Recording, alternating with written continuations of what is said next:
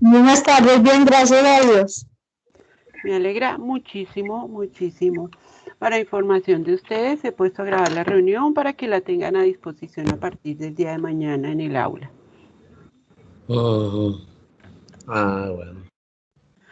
Bueno, entonces vamos a dar inicio a la clase del día de hoy. Perdón, yo miro acá una cosa.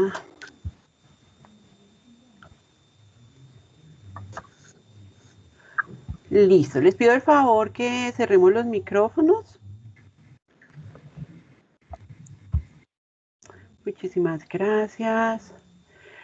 Entonces, como habíamos dicho, el día de hoy vamos a tratar el tema de la gestión ambiental. Me permito pues dar apertura nuevamente a la conferencia de la profesora Paola, que nos acompaña el día de hoy nuevamente. Comentándoles algo, pues algunos referentes, algunos antecedentes que nos ayudan a ubicar un poquito más en la realidad que estamos viviendo. Y la problemática que se nos viene a nosotros encima si no tomamos medidas correctivas a partir de este momento. Naciones Unidas para el año 2025 hace una predicción para el año 2025 y dice que el 83% de la población mundial eh, va a aumentar hasta llegar a más o menos a unos 8.500 millones de personas. Y la mayoría de estas van a vivir en los países en desarrollo. Mm, la capacidad de los recursos y tecnologías disponibles para satisfacer pues todas las demandas de alimentos que se vienen y que estamos viviendo en este momento y otros productos básicos de esta población en constante crecimiento sigue siendo incierta, ¿sí? La agricultura tiene que hacer frente a este reto, sobre todo aumentando la producción en las tierras que ya se están utilizando, eh, mejorando el tema, sobre todo aquí en nuestro país. Recuerden que tenemos un tema pues, que es grave, el tema de la expansión de la frontera agrícola, el tema de la mala utilización del suelo rural, pues que no se estaba usando adecuadamente, no se toma en cuenta la reglamentación del uso del suelo. Es un reto muy importante pues para todos aquellos que estamos involucrados en el sector agropecuario, el tener que optimizar los recursos disponibles que hay, recuperar aquellos que ya han sido siendo agotados. Entonces, pues para eso estamos nosotros y comprometidísimos con este tema. Sabemos también que la agricultura, pues no solamente la agricultura, sino varios sectores de la economía afecta el medio ambiente local y también es afectada por los cambios en el medio ambiente, por la degradación de los suelos, por la contaminación del aire, pues no solo en nuestro país, sino a nivel global. También debemos tener en cuenta que la competitividad de la producción agropecuaria está determinada por alguna parte por aquellos factores que inciden en la estimación de precios y por el cumplimiento de los estándares sanitarios, técnicos y ambientales. Entonces, pues son factores que nosotros debemos tener muy en cuenta y sobre todo en este ámbito de desarrollo rural y extensión agropecuaria, como es el mandato de la ley 1876. Y si nos vamos un poquito más atrás, revisando pues la constitución del año 91, esta le otorga una gran importancia al tema ambiental y establece un principio muy importante como lo es la obligación del Estado de proteger las riquezas naturales de la región. Además, determina que el Estado debe proteger no solo la diversidad sino también la integridad del medio ambiente, planificar, manejar y aprovechar los recursos naturales con el propósito de garantizar el desarrollo sostenible de la nación, previniendo y controlando algunos factores de deterioro ambiental. Entonces, pues con estas palabras, esta pequeña introducción, yo me permito dar nuevamente la bienvenida a nuestra profesora acompañante con su cátedra del día de hoy. Bienvenida, profe Paola. Bienvenida, gracias por esa bienvenida. Buenas noches a todos, ¿cómo han estado? ¿Qué tal el día de hoy?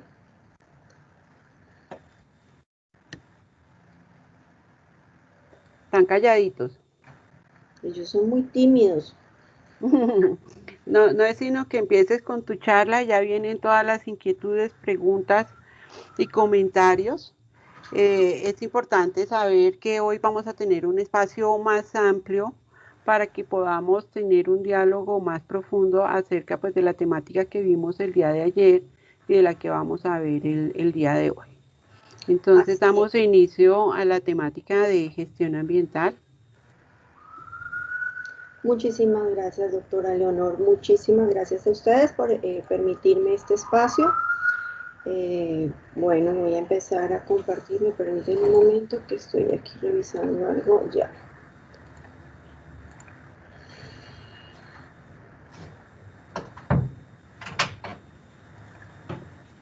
Yo cierro el micrófono. Listo. Listo. Ok, perfecto. Bueno, hoy vamos a hablar un poco de la gestión ambiental. La doctora Leonor nos hizo una muy buena introducción de saber un poco qué es lo que pasa, a dónde vamos y en qué estamos, o en qué estamos y para dónde vamos, qué nos pasó, también, como lo quieran ver. ¿Qué es la gestión ambiental? Pues tenemos que remontarnos. Bueno, antes hoy quiero dar créditos a unas fotos muy bonitas que me encontré en esta página, a Sofrucol, y que me he tomado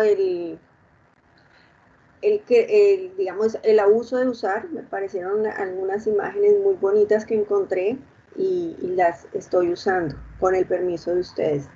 Bueno, vamos a retomar entonces qué es el desarrollo sostenible.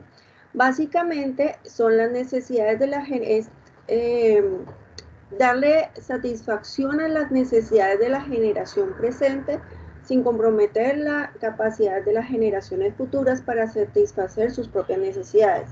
Esta definición sale en el marco de una conferencia que está enmarcada en 1987, que se denominó Nuestro Futuro Común.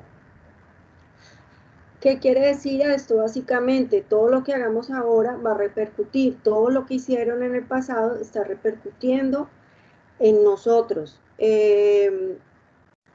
Muchas de estas prácticas que se empezaron a hacer por la tecnificación o por el uso excesivo de contaminantes, de productos químicos, de exceso de polución, gasolina, todo eso, nos está afectando ahora. La contaminación del agua, los recursos, el petróleo, todo lo que tiene que ver, la minería, todo eso nos está afectando ahora. ¿Y cuál es nuestra tarea? ¿Cuál es nuestra misión? Desde el año 87 se está hablando de esto, es que lo que hagamos ahora no comprometa a los que vienen, porque vienen por delante una muy buena generación.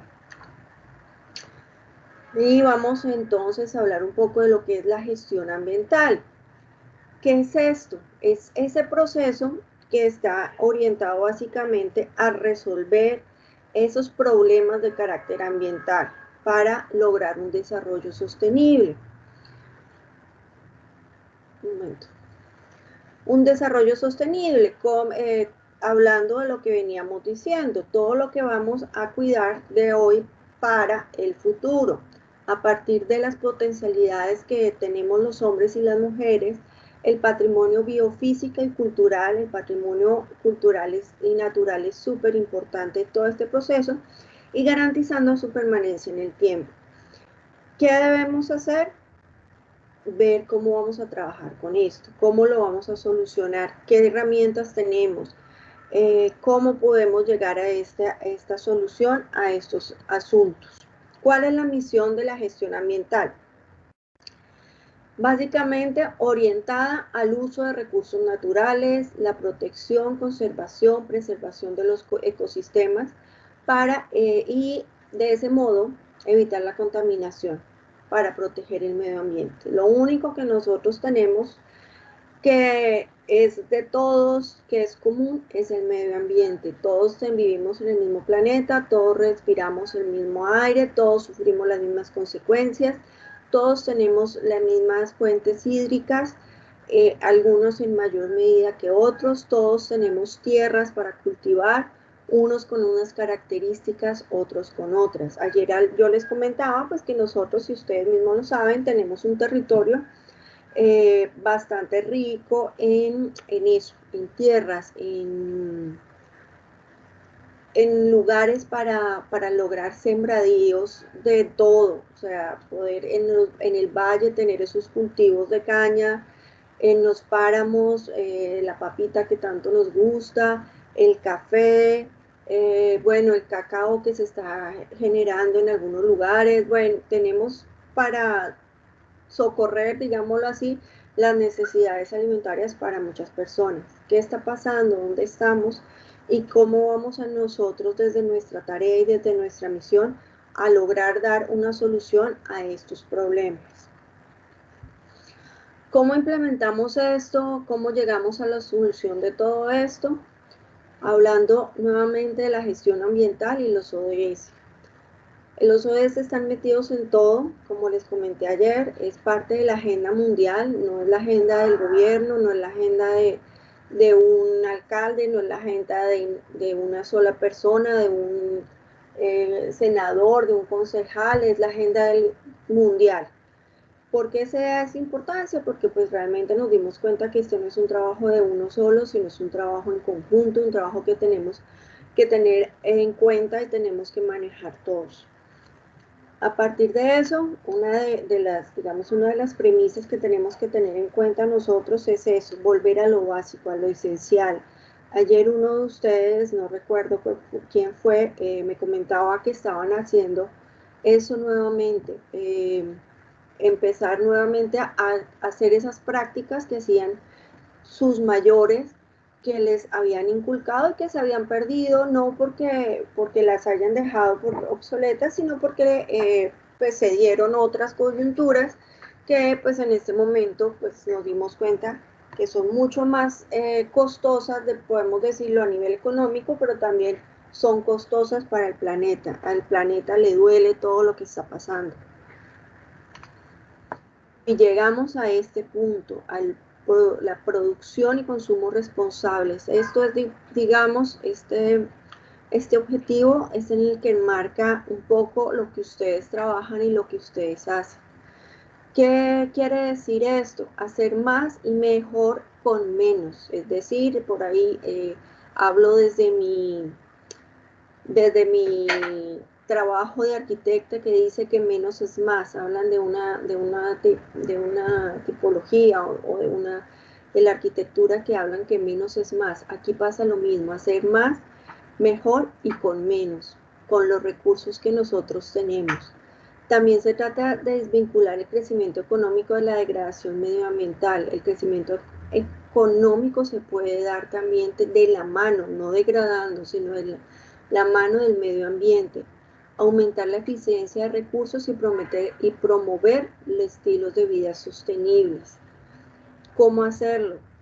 Hay muchas personas que últimamente han decidido irse a vivir a zonas rurales porque les parece que es mucho más económico, les parece que la calidad de vida es mucho mejor.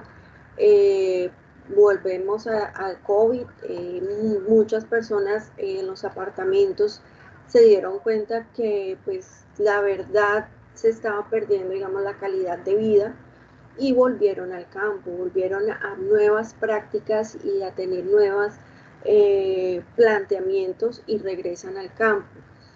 No directamente a trabajarlos, algunos plantean, no, es que yo me voy a hacer una casita en La Calera y voy a hacer unas huertas. Eso no es tan fácil, eso es un trabajo para expertos, pero pueden básicamente trabajar con las personas del sector de La Calera, en Medellín, por allá por Envigado o por Río Negro, en fin, por aquí en el Atlántico, en el sector de Galapa, en el sector de Puerto Colombia. Bueno, en cada una de las ciudades grandes al lado tenemos municipios o lugares, o sitios de expansión rural o campos que nos permiten podernos trasladar allí, pero no podemos llegar nosotros, digámoslo así, a invadirlos con lo que nosotros hacíamos. Tenemos que llegar a invadirlos, pero aprender de ustedes y aprender de eso que ustedes nos van a dar. Bueno, como les digo, este ODS, Producción y Consumo Responsable, básicamente habla de eso, de qué podemos hacer, cómo lo vamos a trabajar, cómo vamos a llegar a esto. Esto se plantea a partir de unas políticas y programas y estrategias. Tenemos que tener, pues por lo menos promover estilos de vida saludables y algunas cosas que nos van a permitir llegar y complementar eso. Eso tal vez lo que más reúne, lo que más condensa lo que es la práctica de los ODS. A partir de esto podemos ver cada uno de estos, digamos, podemos ver estos 3 puntos, cómo se relacionan, cómo los podemos trabajar y cómo podemos verlos de una manera conjunta. Un momento, por favor, que se me ha perdido un poco esto. Listo, entonces el primer punto que tenemos es hablar un poco de lo que es la economía circular. ¿Qué habla de la economía circular? ¿Qué significa eso? Tenemos varios aspectos a evaluar en este punto. ¿Qué es la economía circular? Es básicamente aprovechar lo que tenemos y lo que hemos venido trabajando. Algunos hablan de las 3 R's, que son reciclar, reutilizar y reusar. Otros hablan de tomar los residuos que tenemos y convertirlos en recursos. El material biodegradable vuelve a la naturaleza. Eso ustedes están haciendo esas prácticas. Lo que no es biodegradable, tratar de reutilizar hasta lo máximo que logremos hacerlo. Un segundo uso de las diferentes cosas, es decir, podemos, digamos, esa ropa vieja, esos muebles, estos los podemos dárselo a otra persona y esa persona puede aprovecharla. La reutilización, poder reutilizar algunos residuos para elaborar nuevos productos. La reparación, una práctica que se ha dejado porque nos venden ahora objetos, como dicen las mamás, eso lo hacen para 1 año o 2 años, los celulares. Hay empresas de celular, de equipos de telefonía celular que prefieren decir que sus equipos duran 2 o 3 años y hasta ahí llegan las actualizaciones. Entonces no se permite reparar los televisores. Cada vez es más complejo lograr encontrar un repuesto. La maquinaria de igual manera, no están los repuestos en el país, entonces toca traerlos de otro lugar y eso sale mucho más caro. El reciclaje, reutilizar los materiales que se encuentran en los residuos. A veces lo que es basura para unos puede ser un tesoro para otros, dicen por ahí. Valorizar, aprovechar energéticamente los recursos que no se pueden reciclar.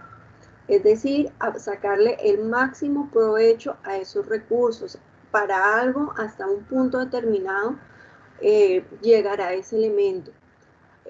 Hay materiales que nosotros como tal no podemos manejar, pero se pueden, digamos, desechar en algunos lugares para que sean, digámoslo así, sean eliminados con las condiciones de seguridad adecuadas.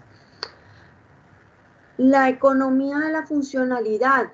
Esto habla de la economía circular, que es el siguiente punto. Vamos a hablar aquí rápidamente de esto, que propone eliminar la venta de productos en muchos casos para implantar un sistema de alquiler. ¿Qué significa esto? De pronto un vecino o una persona que conoce necesita algo de lo que yo no tengo por qué, y yo lo tengo ahí y no lo estoy usando, se lo puedo prestar o se lo puedo alquilar. Eso se da muchas veces. Los autos están algunas personas ya no compran auto porque no ven la necesidad, es decir, se mueven, viven muy cerca donde trabajan, no tienen algún grado de cercanía o estamos todavía en este proceso de trabajo en casa, entonces no ven la necesidad. Si necesitan salir de la ciudad o necesitan algo, pues llaman un servicio público, o si necesitan un desplazamiento mucho más largo, pues alquilan un vehículo. Entonces no se está adquiriendo un vehículo nuevo para tenerlo parqueado o estacionado, ocupando un espacio, sino también se está teniendo, pues digamos, la posibilidad de que no haya ni no se presente tantos vehículos. Lo mismo las cosas, digamos, tenemos por allá escondida esa nevera viejita que era de la abuelita, pero la nevera funciona, pues se la podemos alquilar a una persona o vender o prestar a una persona. Energía de fuentes renovables, ayer hablábamos, evitar el combustible fósil, que es tal vez uno de los propósitos más fuertes que hay. Usar las energías renovables, usar el viento, usar el sol, que nos permiten, digamos, evitar tanta contaminación que se genera. Tener en cuenta que lo que producimos tiene un ciclo de vida básico, y ese ciclo de vida tenerlo en cuenta, es decir, la bolsa que vamos a usar para que se lleven nuestros productos, ¿cómo va a ser esa bolsa? ¿Va a ser una bolsa de algún material, digamos, vegetal, que va a permitir su degradación? O que si esa bolsa se cae o se pierde esto y cae en el suelo, va a permitir que se degrade más fácilmente, o vamos a usar algunos materiales que nos van a permitir que sean reutilizados de diferentes maneras. La ecología industrial y territorial.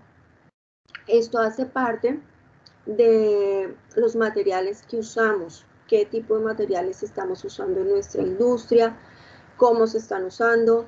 En este punto podemos hablar esa maquinaria que nosotros conseguimos, esos equipos que nosotros adquirimos, tenemos la posibilidad de repararlos, tenemos la posibilidad de acceder a ellos, digamos, se dañó una pieza, podemos acceder a esa pieza pues, digamos, fácilmente, o nos toca traerla desde China porque aquí no la venden. Entonces, considerar qué tipo de productos estamos consumiendo. Nosotros nos venden, por ejemplo, que la tecnología china es muy económica. Sí, es súper económica, todo lo que quiera, pero se daña una pieza y nos toca pedirla. Y si adquirimos productos nacionales y esos productos nacionales se me daña la pieza, y la persona que lo produce acá me dice, listo, yo voy y se lo arreglo, o le mando al técnico y se lo arreglo. Ahí ya estamos reduciendo y además estamos favoreciendo la industria nacional. Ese es el primer punto, esa es la economía circular. El siguiente punto es los negocios verdes. ¿Qué es un negocio verde? es todos los bienes y servicios sostenibles que provienen de los recursos naturales. Todo lo que producimos, todo lo que ustedes sacan al mercado hace parte de los negocios verdes. Todo lo que los emprendedores, todo lo que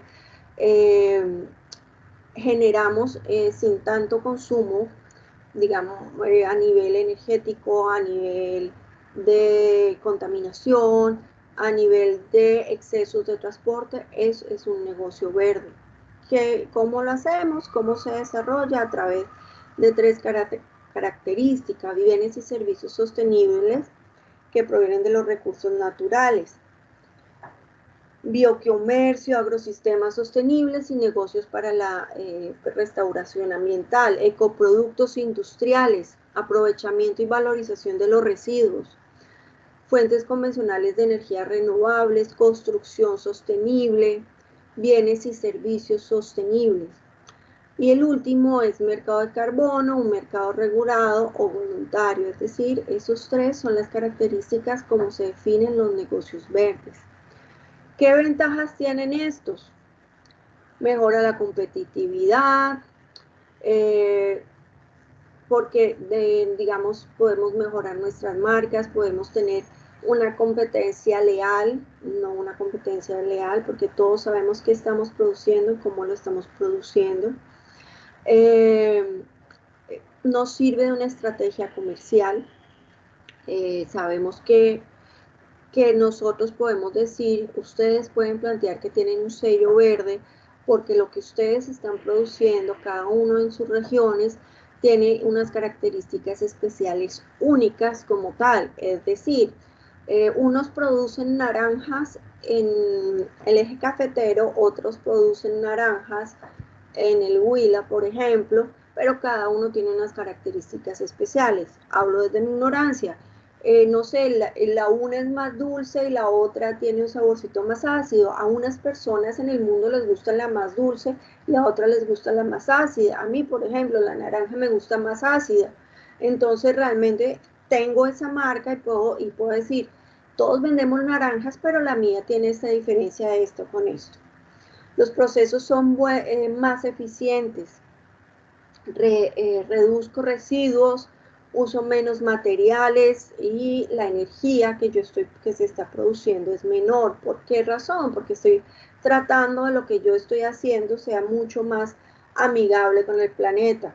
Ayer alguien me decía, esto es muy bonito, pero es muy soñador esto, ¿no? Se puede llegar a plantear y ustedes pueden hacerlo, ustedes pueden tenerlo en cuenta. Los inversionistas y sobre todo aquellos que tienen conciencia ambiental. Yo no estoy muy segura, pero creo que tienen algunos, o digamos, a partir de todo este proceso de economía verde, de pensamiento sostenible, hay algunas exenciones tributarias para las personas que quieran invertir en ese tipo de negocios. Claro, bajo unas condiciones básicas, unas condiciones que ustedes pueden ponerles. Miren, ustedes pueden participar en mi negocio, pero mis condiciones son estas. Ustedes son en este momento los que tienen, digámoslo así coloquialmente, la sartén por el mango, porque ustedes son los que conocen el territorio y ustedes son los que saben qué es lo que necesita el otro para que le vaya bien y para que sea reconocido. Y ustedes también son los que conocen los productos que ofrecen y los servicios que ofrecen. Productos que son lo que cada uno de ustedes coseche y el servicio que es eso lo que ustedes son como una entidad como tal. ¿Qué es lo que ustedes son ante la ciudad, ante el país o pues también ante el mundo? ¿Qué es lo que ustedes como un servicio pueden ofrecerle de acompañamiento, de apoyo a sus comunidades? ¿Listo? Y en esta parte el último punto es el plan estratégico del sector minero energético. En este no voy a entrar mucho porque pues no conozco mucho esto. Sé que hay una iniciativa que está siendo, digamos, trabajada. Es más, si me permiten, les voy a compartir Les voy a mostrar un poco una página que ellos tienen, y digamos, no es una página, es el Plan Estratégico Institucional de la UPME, ya les muestro.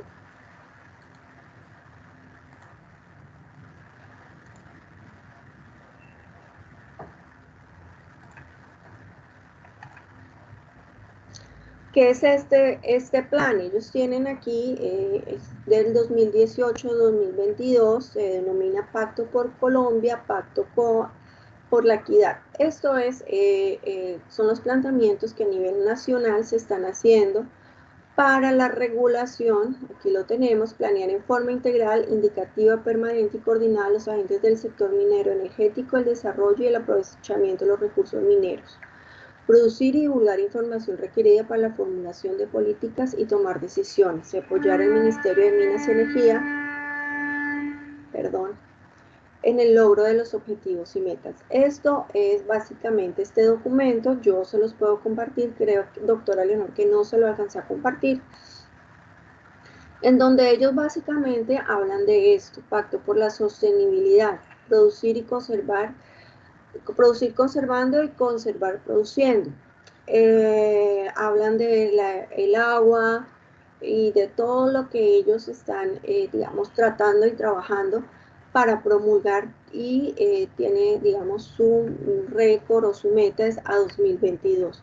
No es una meta muy larga porque saben que es un terreno muy complicado y que se generan algunos cambios y que es necesario estar a la vanguardia en esta parte. ¿Por qué razón? Porque los territorios y las regiones cada vez más son conscientes de la problemática que hay con la minería. Entonces ellos lo que hacen es tratar de concertar con las diferentes regiones, comunidades, para lograr este tipo de trabajos y acuerdos. Listo. Entonces este documento, doctora Leonor, ahorita en un momento se lo comparto para que ellos lo tengan en cuenta, pues si lo quieren revisar. Este es del año del 2019 a 2023. Listo, sigamos por acá.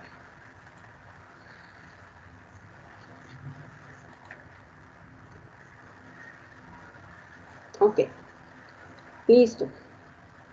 Entonces, después de contarles todo esto, volvemos a hablar y regresamos. Todo esto que les comenté hace parte de esa estrategia de los ODS en Colombia. Esto que vamos a ver son esos indicadores, esas metas que nos se han propuesto en el país. Y hablamos de esto básicamente, son 6, 8, 11, si no estoy mal, las que se han propuesto en el país. La primera es implementar un marco de consumo y producción sostenible de 10 años. Hablan de un marco decenal de programas de modalidad y consumo sostenible y consumo y producción sostenible. Ese marco aún no está establecido, pero la idea es aplicarlo. Es más, ni siquiera está creado.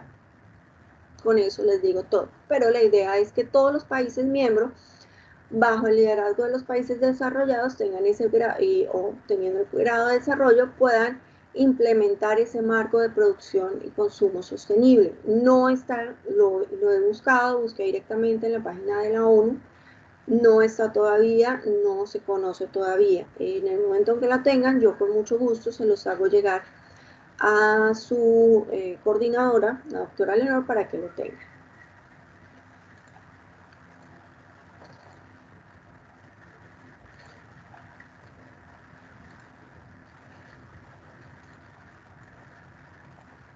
Un momento que no sé si se me trabó la presentación. No sé.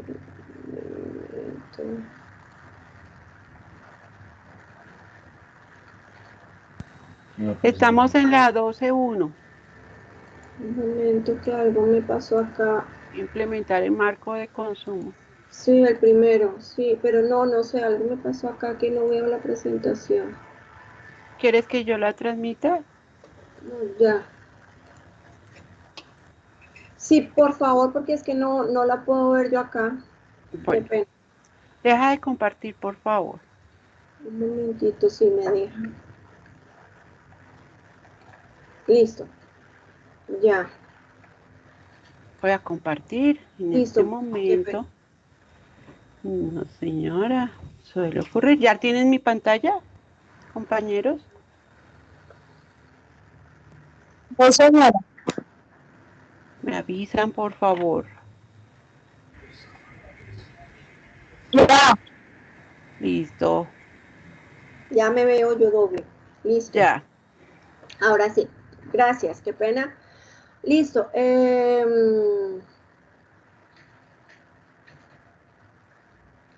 Gestión sostenible y uso de recursos naturales. Aquí es lograr una gestión sostenible y el uso eficiente de los recursos. Reducir a la mitad los residuos mundiales de alimento per cápita. ¿Cuánto alimento se está ofreciendo? ¿A quién se le está ofreciendo? ¿Está llegando a las personas que lo necesitan? ¿Qué es realmente lo que se está consumiendo en el mundo? Para evitar los desperdicios, que es una de las grandes problemáticas. Siguiente, por favor. Gestión responsable de productos y residuos químicos. Tratar de eliminar, digamos, esos productos agroquímicos que generan tanta contaminación y que han generado tantos problemas de salud, han generado tantos problemas medioambientales en las tierras, en los terrenos. Entonces, evitar eso, buscar digamos, en el baúl de los recuerdos esas fórmulas que se tenían para una producción más sana. Un momento en que la producción se volvió una producción en que tenía que ser los productos más exagerados, entonces llegaron toda una cantidad digamos, teníamos que sacar una manzana de un tamaño exagerado, unas sandías, unas patillas, unos cocos, todo eso, pero no, es necesario volver a la realidad. ¿Qué es lo que se está consumiendo? ¿Quién lo consume? ¿Cómo lo consume? ¿Y qué están consumiendo realmente? Porque a nivel global la gente consume unas cosas muy ricas, pero no sabemos qué químicos tengan. Entonces, regresar a ese uso digámoslo así, de fertilizantes orgánicos, abonos orgánicos y todo eso, que se pueden producir con esos mismos desechos que nosotros tenemos. Hablamos de reducir la generación de residuos, pues para evitar, digamos, todo lo que venimos haciendo, dónde está llegando la basura, dónde está todo eso que nosotros producimos y que desechamos, a dónde van. Realmente se está generando el reciclaje, el reuso, estamos reduciendo los consumos que estamos teniendo. Fomentar prácticas sostenibles en las empresas. Esto a nivel general se está presentando. Las entidades, empresas, universidades, colegios, tienen que adquirir prácticas sostenibles. Hay unas políticas de gestión ambiental y hay digamos, una reglamentación, si no estoy mal, la ISO 14001, que deben adquirir, digamos, tienen que llegar a ese nivel todas las empresas nacionales, transnacionales, colegios, universidades, entidades básicas, para lograr esto. Tienen unas prácticas y tienen unos, ¿cómo llamarlos? Se me acaba de olvidar el nombre de eso. Unas metodologías establecidas como tal para lograr eso. Señora, Unos protocolos. unos protocolos y metodologías para lograr esto a partir de la ISO 14001. Por ahí la tenía también. Adelante, por favor. Prácticas sostenibles en la contratación pública. Todo lo que se consuma a nivel público sea sostenible. El material, el papel, los lápices, evitar el uso excesivo y el desperdicio de algunas cosas. Que tanta cosa en plástico, que no haya tanto plástico, sino que cada uno tenga su taza, cada uno tenga sus elementos para no seguir atiborrando el mundo del plástico. Y eso se hace desde las entidades, digamos, estamos hablando desde lo pequeño hasta lo grande, es decir, ¿qué está haciendo nuestros gobernantes en este punto?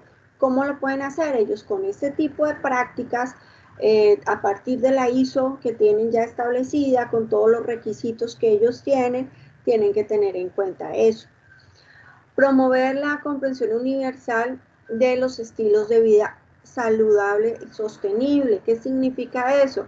No podemos pretender que todos volvamos a andar en bicicleta o a pie, sería buenísimo, pero pues nada, no lo podemos hacer, pero podemos divulgar esta información.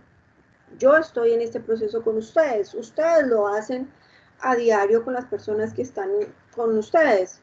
Tratemos de no gastar tanto, tratemos de usar esto, reducemos esto, apliquemos esto. Eso es lo que tenemos que hacer, que todos tengamos ese conocimiento. El conocimiento que tenemos desde diferentes visiones y desde diferentes fronteras nos ayudan entre todos a fortalecernos. Es decir, hablo nuevamente de decir, hay alguien aquí que es del Amazonas y que tiene algunas prácticas que se pueden implementar en Antioquia o se pueden implementar en el norte de Santander. No las conocían, pero pues en este momento pueden, un día determinado X se ponen en una reunión y dicen, no, vamos a hablar, ¿usted qué usa para tal cosa? No, yo uso tal esto, tal otro. Estamos promoviendo algunas cosas y nos estamos compartiendo una información que puede ser valiosa para unos, puede fortalecer esos lazos y puede generar nuevos y mejores ingresos para otros. Siguiente, por favor. Estos también hacen parte de los indicadores, tienen una numeración diferente, habla ya de unas metas establecidas, los otros eran los indicadores, estas son las metas, que es fortalecer la capacidad científica y tecnológica de los países en desarrollo, es decir, apoyarnos en los que ya han logrado sacar esto adelante, ya han logrado algunos avances y apoyarnos en ellos y que ellos nos apoyen o apoyen a los demás países y podamos lograr un consumo entre todos y se logren nuevas cosas. Desarrollar e implementar herramientas de monitoreo para el turismo sostenible. Es importantísimo, el turismo está cambiando. Ya muchas personas están mirando a los países en vía de desarrollo, a los países pequeños, digámoslo así, económicamente, no se están mirando con otros ojos. Colombia es un país que está siendo muy atractivo. Lograr promover este tipo de turismo sin afectar lo que somos. Es decir, la idea no es tener una gran cadena de turismo tipo XYZ, sino que nosotros desde nuestra región, ustedes puedan sugerir, plantear espacios para que las personas tengan experiencias rurales, por ejemplo. A la gente le encanta eso. Nosotros hasta ahora lo estamos entendiendo, pero la gente viaja por el mundo, los orientales, los europeos, los norteamericanos viajan con el mundo por una mochila y van a eso, van a conocer cómo vive una persona en el campo, cómo se alimenta y van a ayudarlo. Hay personas que hacen voluntariados para eso, para apoyar eso. Entonces es fortalecer esto. Y eliminar las distorsiones del mercado que fomentan el consumo excesivo. Racionalizar los subsidios ineficientes de los combustibles fósiles, es decir, la gasolina tiene unos subsidios que se podrían aprovechar en otras cosas. Debemos tratar de que se dé. Esperemos que en algún momento se dé porque pues de todas maneras sigue siendo la gasolina uno de los motores del mundo, por decirlo así, hablando a nivel legal, pero esos subsidios que tienen estos hacen que, si se eliminan, hace que se le quite, digamos, la gana a las personas de andar en carro, por ejemplo. Miércoles, la gasolina es cara, entonces, ¿qué hago? pues trato de no consumir, de no tener que salir a la tienda de la esquina o a los 2 kilómetros tenga que salir yo en mi carro, ir y volver, coger mi moto, ir y volver, porque no voy caminando. Sí, me voy a demorar un poquito más, posiblemente, o me voy a demorar un poquito menos, quién sabe, pero estoy ahorrando y puedo eso invertirlo en otra cosa. Siguiente, por favor. Bueno, antes de esto, antes de que ustedes y ahora qué hacemos, quería mostrarles una cosa. Voy a ver si me deja compartir, por favor. Nuevamente.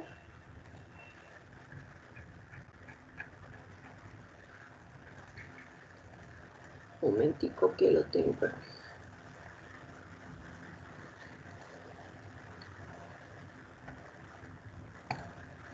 Listo.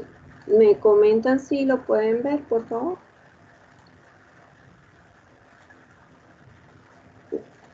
Aquí. Aún no. Ya lo tenemos. ¿Listo? Bueno, buscando toda esa información tan chévere que estoy aquí aprendiendo también de ustedes, me encontré que el día 5 de junio es el Día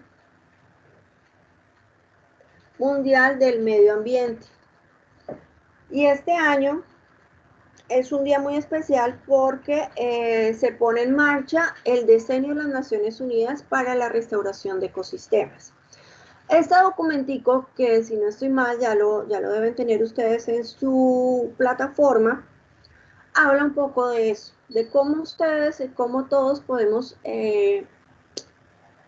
trabajar en este proceso, en la restauración de donde estamos, de donde vivimos, qué podemos hacer y cómo lo podemos hacer. ¿Qué es lo que pueden hacer en el Día Mundial del Medio Ambiente? Pues la idea es que lo divulguemos, que hablemos de eso, que nos acordemos que esto es lo que tenemos todos en común y que todos lo podemos trabajar. No lo olviden, el 5 de junio. Así que pilas, manos a la obra, hablemos, que así como publicamos los chistes, así como publicamos todo eso, podemos nosotros también publicar, hablar, usted qué hace por su medio ambiente, usted qué hace por su entorno. Aquí hablan un poco de algunas medidas que se pueden tomar, realizar un voluntariado, limpiar un lago, una playa, un parque, una zona. Lo más importante, no bote basura a la calle, no bote basura en su entorno, mantenga su entorno limpio. Generar espacios verdes, en las ciudades faltan espacios verdes. Nos estamos ahogando. Yo vivo en una ciudad donde los parques son muy pocos. Los espacios públicos que se están creando son maravillosos y ustedes los pueden ver por televisión, pueden venir a visitarlos, pero no tienen árboles y no tienen, no hay una zona de descanso, por ejemplo.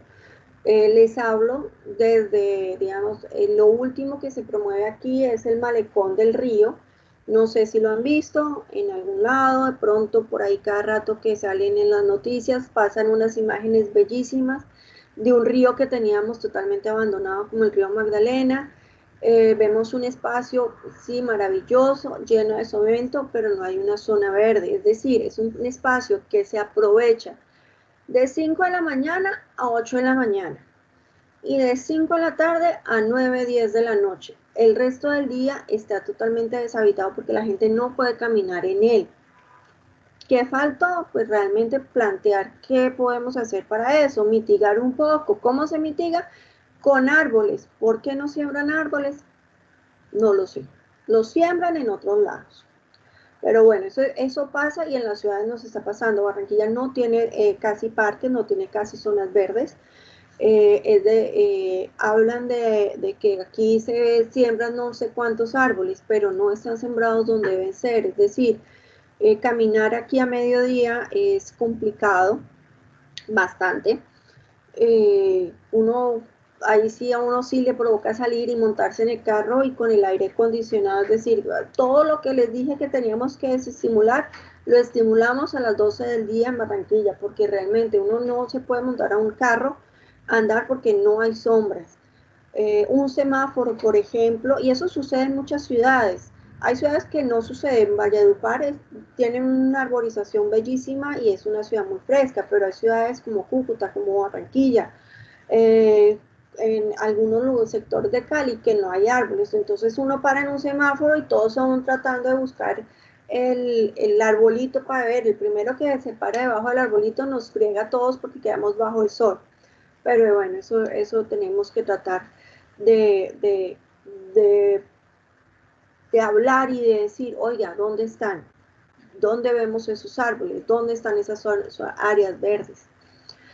Comenzar una nueva política, digamos, algunas elecciones inteligentes, también habla aquí de comenzar, de hacer donaciones para la restauración y conservación de espacios de zonas verdes, de bosques de reserva, adquirir productos y servicios que estén certificados como sostenibles y comenzar una dieta o buscar, digamos, esos alimentos que se producen en la región. En estos momentos, en donde en algunas regiones se habla de desabastecimiento, no se está pensando en lo que tenemos al lado. Es decir, casi en todas las ciudades capitales tenemos municipios cercanos, poblaciones cercanas que nos pueden abastecer, pero siempre tratamos de ir al supermercado y pues se pierde todo eso. Entonces hablamos de un gran desabastecimiento, de esto, lo otro. Podemos salir a comprarle a nuestros vecinos, podemos salir a comprarle a esa persona que en su pequeña parcela trabaja y tiene aguacates, tiene papa, tiene yuca, y pues primero lo estamos apoyando y segundo pues no vamos a hablar de ese desabastecimiento. Todo esto se da. Esta cartilla me pareció interesante que ustedes la tengan, la vean, la conozcan cómo pueden trabajar desde su visión, desde su plataforma, desde donde ustedes están.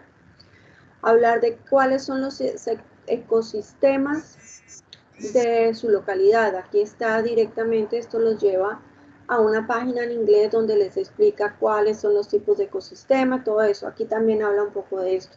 Cuáles son los factores de degradación y las respuestas que ustedes han encontrado en esos ecosistemas degradados y cómo se habla de y cómo se puede trabajar en esto.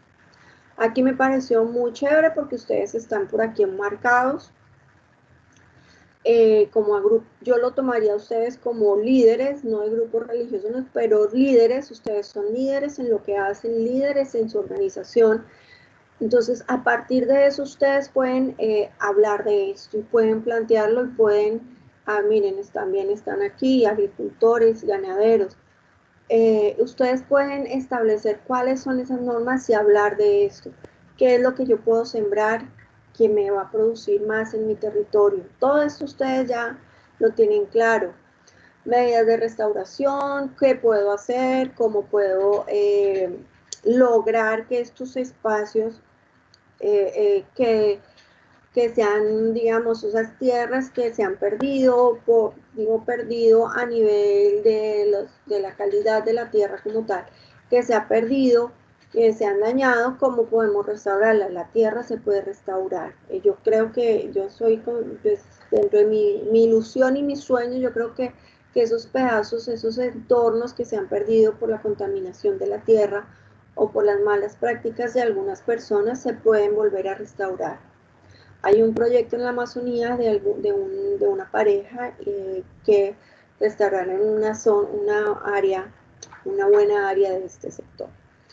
Aquí hablamos de cuáles son los ecosistemas que tenemos: bosques, árboles, ríos, lagos, pueblos, ciudades, océanos, costas, tierras de cultivo, pastizales, montañas y turberas. Estas turberas hace referencia a los humedales. Y aquí van a ver, ustedes lo pueden revisar y pueden ver cómo pueden trabajar, cómo pueden plantear desde su región, desde donde ustedes están, cómo pueden tomar y cómo pueden llegar a dar una solución en todo esto. Este es un programa que está recién salido del horno, como les digo, esto a partir del 5 de junio, que si no estoy mal es el martes, es el Día del Medio Ambiente. Entonces, para que lo tengan, Día Mundial del Medio Ambiente, para que lo tengan en cuenta y para que hagamos eco y para que griten ustedes desde donde están que es necesario recuperar todo eso. Y ahora sí, esa última diapositiva que nos presentaba la doctora Leonor, a ver si yo puedo presentarla aquí. ¿Qué hacemos ahora? Cuéntenme ustedes en qué van, cómo están, cómo es la visión de ustedes de esto que estamos viendo, de esto que les presenté. ¿Es posible, no es posible? Cuéntenme un poco ustedes de todo esto. Yo puedo abrir los comentarios. Gracias, profe Pau. Pues quisiera presentarles una reflexión, pues que no es un tema que no ocurre solamente en Colombia, ocurre en todo el mundo, en donde se ha experimentado una gran pérdida de especies vivas como consecuencia de los procesos que el hombre ha inducido, pues a partir de hace cientos de años, cuando nos convertimos en sociedades, ¿sí? Pasamos de ser familias caminantes nómadas por el mundo y nos convertimos en sociedades que nos fuimos organizando y fuimos estableciéndonos en determinados espacios geográficos. ¿Sí? Desde ese comienzo empezamos con el tema de intervención y sin quererlo empezamos a dar mal uso de los suelos. Hemos degradado los recursos naturales. Y sin lugar a duda, pues el primer proceso que se llevó a cabo fue la agricultura, que a lo largo de los siglos, de los años, ha jugado un papel importante en la reducción de la biodiversidad por ser una actividad humana que afecta a la mayor proporción de la superficie del planeta Tierra. Además que usa gran parte de nuestros recursos hídricos. No dejemos pues de lado, no solamente culpemos a la agricultura y a la ganadería, sino también tenemos el tema de la industria, la deforestación, la minería y otras actividades de carácter intensivo que promueven la degradación de los recursos naturales. Lo que nos ha presentado la profe Paola ayer y hoy pueden parecer acciones individuales, pero realmente se convierten en acciones colectivas cuando nos unimos todos en un mismo, bajo una misma meta, ¿sí? Que es proteger y sobre todo recuperar el medio ambiente. Ustedes están de la mano con nuestros productores, los cuales yo siempre he denominado como guardianes de la tierra. Ellos más que nadie saben, reconocen el daño causado y ellos son los primeros promotores de las prácticas amigables con el medio ambiente. Entonces, ahora sí abrimos los micrófonos para ustedes que están allí y como dice la profe Pau, que nos dice, bueno, ¿qué estamos haciendo nosotros a partir de nuestro quehacer profesional, a partir de que somos seres humanos y somos habitantes de un mismo espacio, el planeta Tierra? Entonces, ¿qué es lo que estamos haciendo? ¿Cuáles son las propuestas y cuál es la visión que ustedes tienen?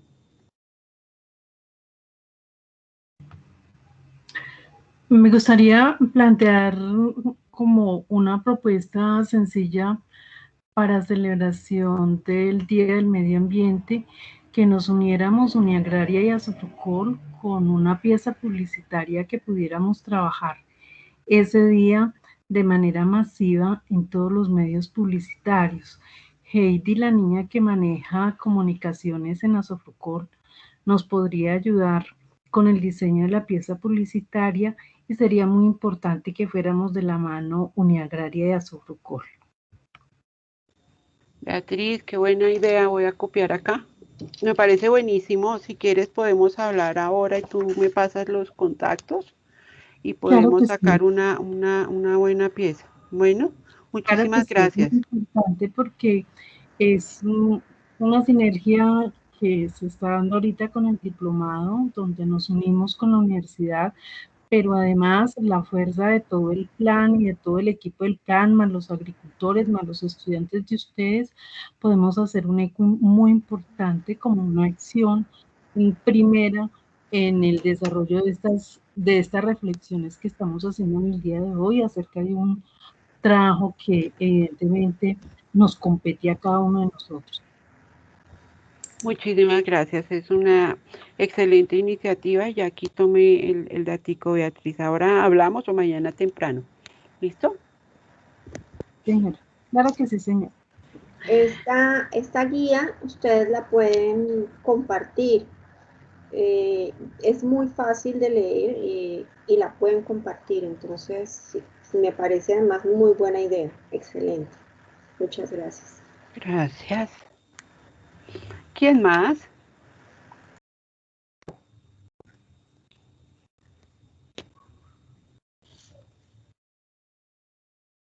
Hola, hola. Tan súper calladitos hoy.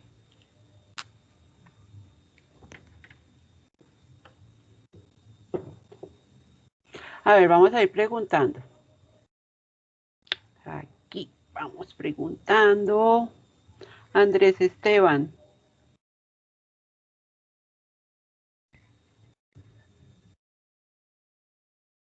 No está Andrés. Pero Antonio Mesa. Profesora, buenas noches. Hola, Yo no soy Andrés. Andrés Esteban, pero soy Andrés David. Yo no soy Andrés Válido Esteban, pero soy también. Andrés David, entonces aprovecho que usted dijo mi primer nombre. Listo. No, pues agradecerle a la profesora por la exposición. Yo quiero como hacerle una retroalimentación sobre mi experiencia, que es poca, pero creo que puede ser valiosa. Pienso por lo menos los agricultores de mi zona, yo soy de Risaralda del Eje Cafetero, son increíblemente conscientes principalmente de la necesidad y la importancia del cuidado del medio ambiente. O sea, son extraordinariamente conocedores y conscientes de ello, ¿cierto? Pues naturalmente por el trabajo que se ha hecho históricamente por organizaciones del sector agropecuario y por el trabajo que hace juiciosamente Asofrucol. En ese orden de ideas, para mí es importante que, aunque los agricultores y los productores conozcan la importancia, ellos necesitan una especie de incentivo, y cuando digo incentivo no me refiero a un subsidio, ¿cierto? No es una medida asistencialista para la protección del medio ambiente, pero sí necesitan una motivación. Y para nuestro caso, la motivación de la protección al medio ambiente es la certificación, ¿cierto? Las certificaciones en buenas prácticas agrícolas, en registro predio exportador, en Global, ahorita en Rainforest. Entonces pienso yo que la herramienta de la certificación se vuelve fundamental para poder hablarles a ellos con bases, digamos que sustentadas en la necesidad y en la oferta de un mercado que se basa en la conciencia que adquieren los consumidores del mundo. Y ese es el otro lado de la moneda. Pienso yo que nuestros agricultores están muy avanzados en la conciencia del cuidado al medio ambiente, pero los consumidores somos los que estamos rezagados. O sea, en el campo están increíblemente capacitados, pero en las ciudades nos falta conciencia impresionante. Y es lo que uno esperaría, porque ellos viven del suelo, viven de sus pájaros, viven del aire, viven del agua. Entonces, yo considero que es importante, y por ejemplo nosotros en Risaralda hemos hecho avances como formativos con colegios de las zonas, entonces eventualmente hemos ido a colegios y damos un par de talleres, digamos que gratis, ¿cierto? Como responsabilidad social para involucrar a los hijos de los productores. Habilitamos espacios en los talleres, en las escuelas de campo agrícolas, para que vayan los hijos, para que se vinculen las esposas y poder replicar el mensaje. Sin embargo, pienso que en el campo estamos haciendo bien nuestra labor, pero nos falta un poquito de ayuda como en las ciudades. Eso es lo que quiero como puntualizar. Gracias. Gracias, Andrés. Hay algo, Andrés, de lo que decías, gracias por tu intervención, que es importante. Cuando las personas hablan de que necesitan ayuda, la gente piensa que es una ayuda económica. Eso que tú mencionas de las certificaciones, eso es más valioso que cualquier otra cosa, porque esas certificaciones y lo que tú también comentas es cierto, nosotros no tenemos en cuenta esas certificaciones al momento de adquirir nuestros alimentos.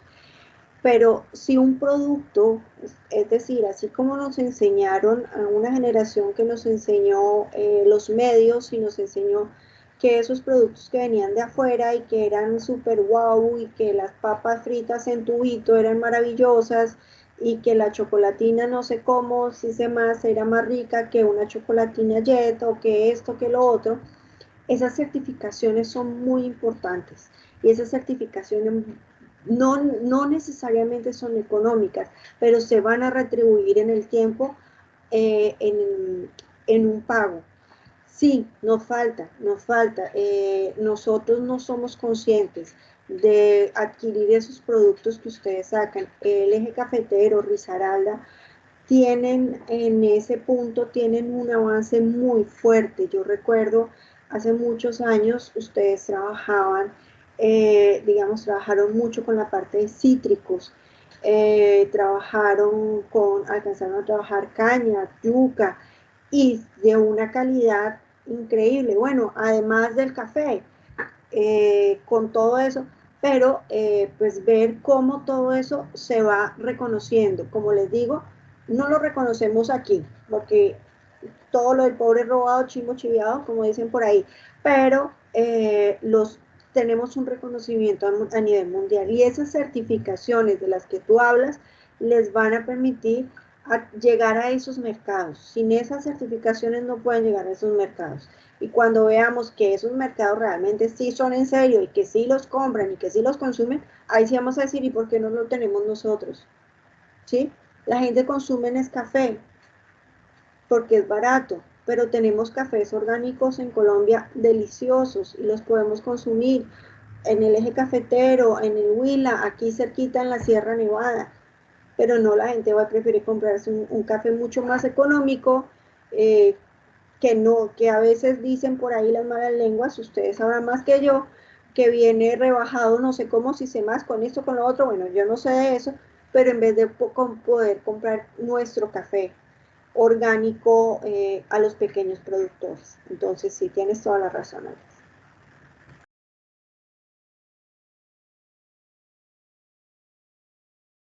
Bueno, siguen los micrófonos abiertos para todos, para todas. Seguimos mirando por acá. Bueno, Hola. hola. Sí, están muy callados. A ver, yo creo que la profesora Pau, es que se llama así Pau, nos ha dicho que nos ha mostrado lo que la FAO, digamos, ha ido recopilando a través de estos últimos años, básicamente pues por las presiones que empezaron a hacer los ambientalistas y después ya eso se fue volviendo una disciplina más formal a través de los agroecologistas y al punto de que llegó en un momento a determinar y decir que es la agricultura agroecológica la que puede salvar a la humanidad del hambre. Y esa frase, las cosas, no simplemente quitar el hambre, sino salvar a la humanidad de no llegar al momento de que la soberanía alimentaria de los países se pierda. Y eso va en contra un poco de lo que ayer también se habló sobre la seguridad alimentaria.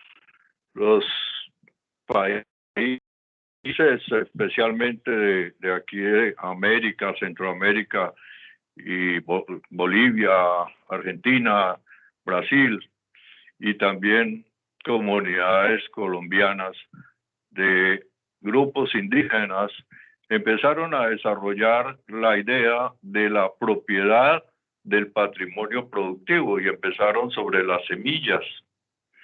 Y eso llevó al concepto de la soberanía. Y el tema de la soberanía es un tema que entra en conflictos con los modelos económicos establecidos. Y entonces, de manera de distracción al tema, nos llevaron al tema de la seguridad alimentaria.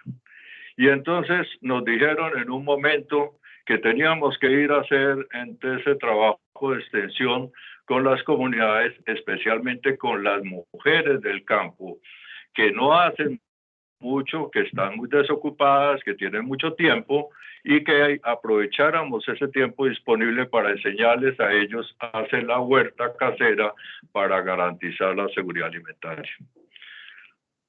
Eso no lo entendimos y creímos que eso era una maravilla y nos fuimos a enseñarle a la gente a sembrar 4 lechugas, 3 repollos, las zanahorias, cuando vimos al final que esas personas ni siquiera comían esos rábanos porque no era su dieta y no era parte de su cultura, de un montón de especies que simplemente se fueron sembrando en pequeñitas jardineras para asegurar la seguridad alimentaria. Unos estudiosos japoneses, si no estoy mal, revisaron el tema. Un país que no tiene tierras para cultivar es muy pequeño. ¿Y qué es la seguridad alimentaria? Y ellos llegaron a definirla, que la seguridad alimentaria es la garantía que tienen las personas para acceder a los alimentos, independiente de que tenga la huerta casera. Yo no tengo la huerta casera, pero tengo un empleo, tengo unos recursos y estoy dentro de un proceso de comercio y mercado en que los alimentos están. Hoy estamos viviendo esa situación con los paros. La seguridad alimentaria en Colombia no está garantizada en muchos sitios porque no hay forma de transportar los alimentos de un lado a otro. Así haya el dinero. El tema es que hay que trabajar es sobre la soberanía, sobre que cada país tiene que tener asegurado y tener el control de todos los medios productivos de la producción de alimentos agrícolas. Y la preocupación que tienen estos países como Japón y están haciendo y llegando aquí ya, por ejemplo, yo he recibido en mi correo mensajes de empresas que están dedicadas a conseguirles tierras a esas personas. Y en el mensaje que dice, estamos buscando tierras de más de 150 hectáreas que se puedan producir estas y estas cosas, que tenemos los clientes que las compran. Eso es asegurar la soberanía alimentaria, adueñarse de los patrimonios productivos. Nosotros hemos perdido eso. No somos dueños de las semillas, no somos dueños de la tecnología. Ahí le pasó lo que le está pasando a Argentina con la soya, que finalmente terminaron cultivando un producto agrícola en que todo su proceso productivo dependía de otras personas, de otras entidades. Simplemente ellos lo que estaban era casi alquilando la tierra.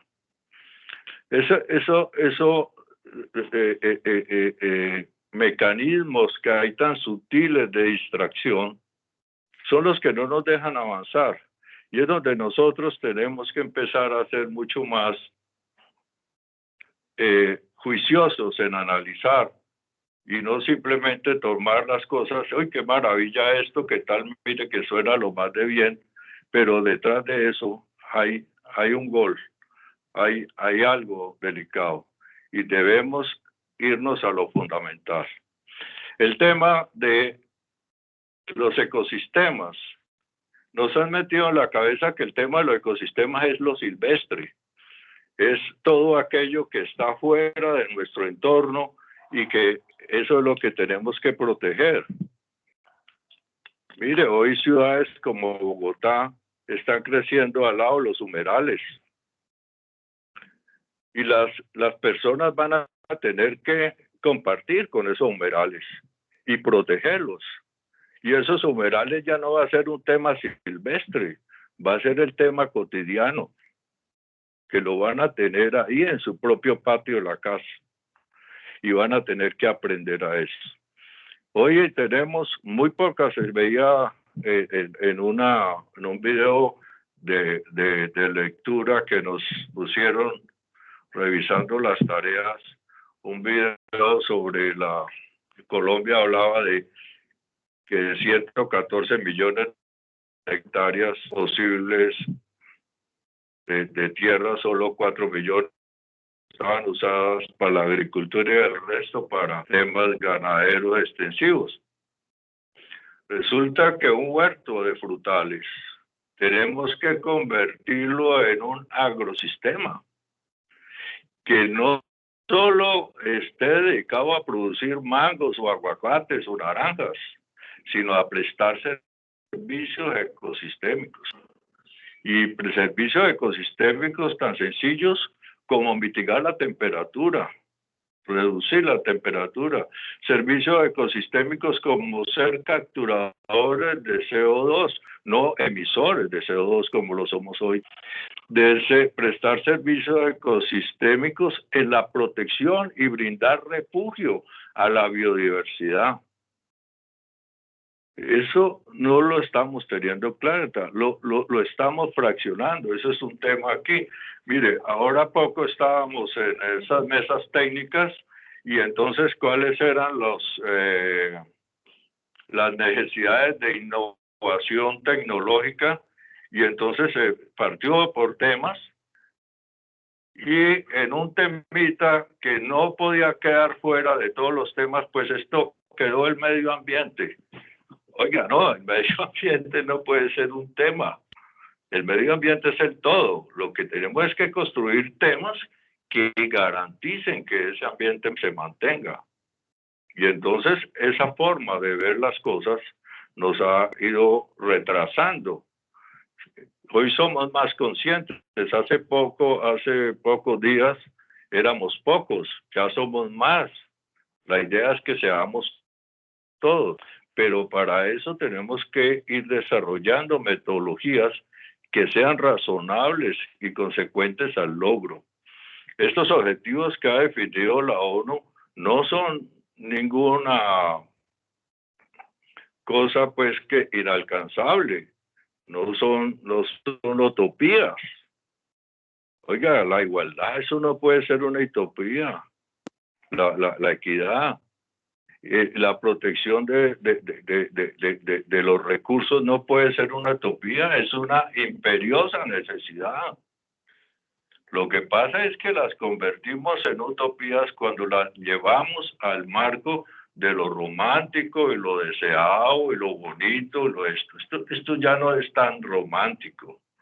Esto se volvió sobre todo para los jóvenes. Aquí hay personas que van a estar muy jóvenes en el 2050 todavía. Y según lo que se está hablando, es que de aquí al 2030 las cosas van a estar mucho más apretadas. Y no nos quedan sino unos pocos años. ¿Qué vamos a hacer? Por eso hemos propuesto agricultura tropical. La agricultura tropical lo que está planteando es que cada sitio de producción de alimentos se convierta en un agroecosistema, que cumpla sus funciones, que preste sus servicios ecosistémicos. No es un asunto de producción de dinero, es un asunto de producción y mantenimiento de la vida. César, qué bonito. Yo pregunto porque has planteado un problema, ¿no? ¿Tú crees que el problema sea un problema de educación para los jóvenes? Sí, yo creo que tenemos un problema cultural en la medida en que todos los medios en que recibimos información nos fortalecen el creer que las cosas son así. Y entonces, como no hemos tenido tampoco, digamos, esa oportunidad de poner en la balanza de si le creo o no le creo. Casi siempre cuando decimos algo importante, es más importante decir quién lo dijo que lo importante que dijo. Y eso nos ha llevado a que si alguien dice algo y esa persona es muy reconocida, ¿sí? Hoy por ejemplo, si un cantante sale a decir algo en beneficio de los marchantes, pues todos le aplaudimos al cantante. ¿Por qué? Porque no tenemos esa capacidad. La escuela no nos ha dado eso, especialmente la universidad. Las universidades tienen un compromiso grandísimo con la educación a los jóvenes, para que los jóvenes se conviertan en personas que estén cuestionando continuamente todo. Hay que cuestionarse. Si nosotros no lo hubiéramos cuestionado, ya estaríamos haciendo la misma agricultura que se nos propuso hace 60 años. Hoy nuestros agrónomos, en la mayoría, han sido capacitados bajo la tutela de las casas comerciales que producen los productos que hoy estamos reconociendo como los que han hecho el mayor daño a la agricultura. Pero mire, un tema tan sencillo como el manejo integrado de plagas. El manejo integrado de plagas salió de los años 60, un poco hacia los 70, de una escaramuza que se hizo a través de las publicaciones de Raquel Carson, sobre especialmente su libro de Primavera Silenciosa, en que dice, estamos llenándonos de veneno, el DDT nos va a matar. Y entonces algunos consumidores y algunos gremios interesados en el tema dicen, bueno, si ustedes están usando esos agroquímicos, ¿por qué no me dicen qué acciones hacen para que ese agroquímico no haga todo ese daño que están diciendo? Y entonces aparece el manejo integrado de plagas como una propuesta muy interesante. Pero ¿qué terminó siendo el manejo de plagas, integrado de plagas? Que todas las otras acciones de control no funcionaban y que la que sí funcionaba era la química. Y entonces cuando uno le pregunta a alguien, bueno, ¿usted por qué está echando venenos? Y no, es que yo hago monitoreo y manejo de plagas. Y entonces la conclusión es de que tengo que hacer el químico, si no el cultivo se acaba.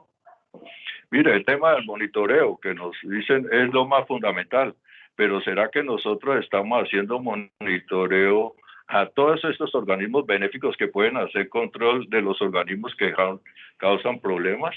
No, el monitoreo está enfocado al organismo que yo voy a matar. Y detrás de matar ese organismo me estoy llevando un resto por delante. Y entonces ese es un tema educativo, de instrucción, de capacitación a los técnicos. Hoy un monitoreo razonable se hace es para evaluar todas las poblaciones benéficas que hay en un huerto que puedan permitir el control de las dinámicas poblacionales de los organismos perjudiciales. Pero no, nosotros hacemos el monitoreo de los ácaros. Nunca nos preocupamos si hay organismos que puedan controlar los ácaros. Y ese es un tema educativo. Un tema de investigación e innovación, por ejemplo, que sería muy bueno y que ustedes tienen las herramientas, bueno, digamos, ustedes trabajan con eso y conocen mejor. Yo a veces por eso digo, a veces hay que revisar las notas o las palabras que decían los abuelos que había detrás de eso. Pero como dice usted, señor César, nos vendieron otra cosa, nos establecieron, las personas que trabajan en estas empresas, pues tienen que vender sus productos, ¿no? Entonces ellos ofrecen, han sido educados por ellos ofrecen y se quedaron en eso. No hay investigación, ese es un problema también serio. En los colegios urbanos, yo lo hablo, los colegios de Bogotá, de Medellín, son muy pocos los que tienen prácticas o que tienen un acercamiento al campo. El campo es una lámina, en este caso una diapositiva, un video, pero no van al campo. Los niños le tienen miedo a los animales. Así, simple, le tienen miedo a ir al campo porque los va a picar una abeja o porque se les va a acercar un zancudo. Entonces, ¿qué está pasando? ¿A quiénes estamos dejándole esto? ¿Qué les estamos dejando? Entonces, sí es necesario hacer esos acercamientos. Algo que usted dijo al principio era esas modas. Aquí nos traen modas. Dicen en Japón, como tomó usted el ejemplo, vienen, compran el terreno, esas 150.000 hectáreas las compran y vienen a sembrar algo que para ellos es benéfico. Sí, maravilloso. Entonces todo el país decide que para ellos es benéfico y todos empezamos a sembrar eso y es una moda. Otro dice, no, entonces ya no es Japón, sino es Alemania. Alemania necesita otra cosa diferente, la cebada. Entonces todo el país, muchos cultivos aquí en el Caribe se acabaron por la palma, por ejemplo. Extensiones de cultivo que usaban para otras cosas, para el algodón, para realmente lo que realmente era de aquí, de la región, lo llenaron de palma y uno va para Valledupar y palma, y se olvidaron de lo otro. Y no son dueños de los cultivos. Las personas que cuidan eso no son dueños de los cultivos. Ellos son cuidadores, ellos no tienen derechos a sus cultivos, maravilloso, pero pues están siendo explotados por algo que no es para ellos. Alguien levantó la mano por ahí, el señor César. Levanté la manita otra vez.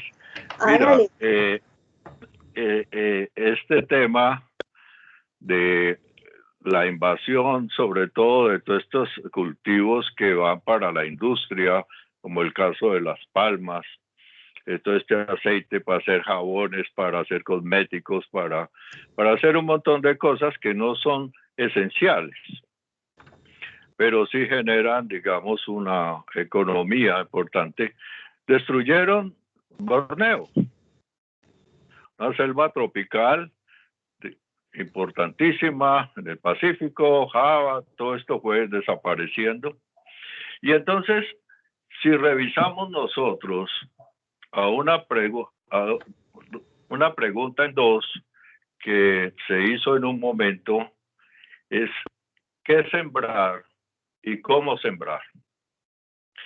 Y entonces alguien me dijo, César, nos hacen esta pregunta, usted nos ayudó a contestarlas. Entonces yo les dije, vea, es muy sencillo. El tema de sembrar, ¿qué sembrar? Responde a dos criterios, a la vocación y a la demanda. Responde a la vocación, a la capacidad que tiene nuestro suelo, nuestra ecología para producir un producto en particular y al conocimiento que tienen las personas o adquieran las personas para hacerlo.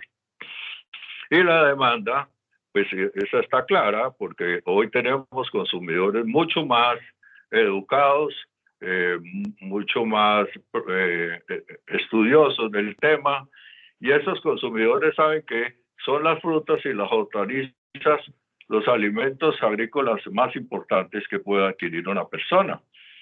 Y ese consumidor mundial está viendo a las frutas particularmente tropicales como las más importantes para su nutrición. Y entonces quiere decir que son los países que están en la franja exclusiva tropical que pueden hacer alimentos tropicales. Y si ustedes miran en el mapa, lo que está en la parte de América, tenemos una pequeña franja que le toca las faldas a México y va a todo Centroamérica. Es una línea en el mapa donde la mayoría de estos países, como el caso de Costa Rica, han evolucionado a algo que tú hablabas del turismo ecológico, han recuperado, pasaron de haber perdido el 60% de sus bosques, en estos últimos 15 años han recuperado casi el 75% de sus bosques y han desarrollado una industria turística muy interesante y han generado una economía. Tenemos más hacia abajo lo que es con Brasil y parte de Ecuador y el sur de Colombia. Tenemos el Amazonas, pues que eso está todavía pues en discusión si lo tumbamos para sembrar aguacates y limones. O como dice Borsolozano, que eso pues para meter ganado está muy bueno. Eso pues verán qué hacen con eso. Y seguimos al otro lado, por esa línea del Ecuador, y nos encontramos con el Congo, que es otro bosque tropical igual e importante como la Amazonas. También van a ver qué hacen con eso, si lo tumban para sembrar cacao, como lo quisieron hacer el rey europeo que hizo tanto daño allá en esos países, que no recuerdo el nombre de él. Y pasamos al este de África, y hay unas zonas agrícolas importantes que están sembrando cultivos tropicales, pero son países que están en muchos conflictos, caso de Nigeria y otros que hay alrededor, y es una zona sumamente seca, donde el agua es escasa, tiene grandes limitaciones. Y de ahí seguimos por esa línea y pasamos todo un océano inmenso a llegar a un montón de islas dispersas y al cono de la India, donde superpoblados, donde tienen un montón de conflictos. Hoy la pandemia está demostrando la debilidad que tienen estos países en sus propias economías, una economía falsa, fundamentada en una industria soportada por un consumismo.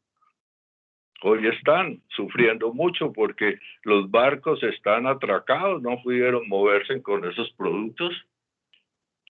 Y entonces, si ustedes miran ese mapa, Colombia es el sitio con más área para producción de alimentos tropicales.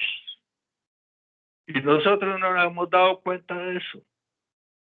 Eso no nos lo han enseñado.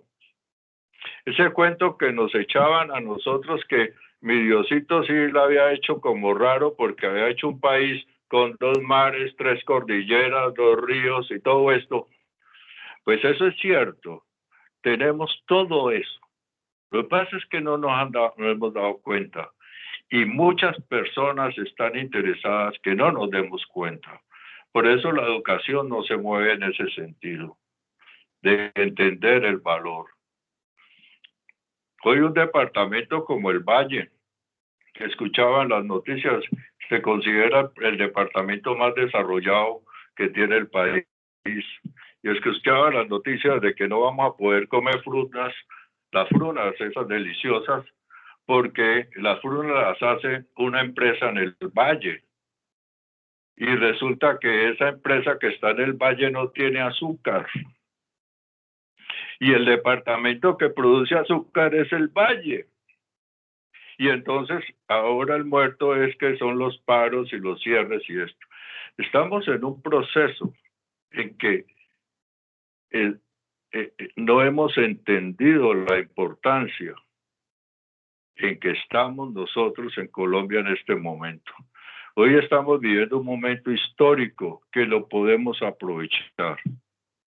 Y somos el país que realmente puede alimentar el mundo. Hubo un conflicto aquí político cuando alguien dijo que había que producir aguacates y el otro dijo, no, pues ¿cuántos aguacates necesitan para un barril de petróleo? Pues hoy sabemos que necesitan muy pocos aguacates. Muy pocos aguacates. Y un producto que hace 8 años no aparecía ni siquiera en las listas de exportación, hoy es uno de los productos agrícolas más importantes de exportación. Pero detrás de eso tenemos 1000 cosas.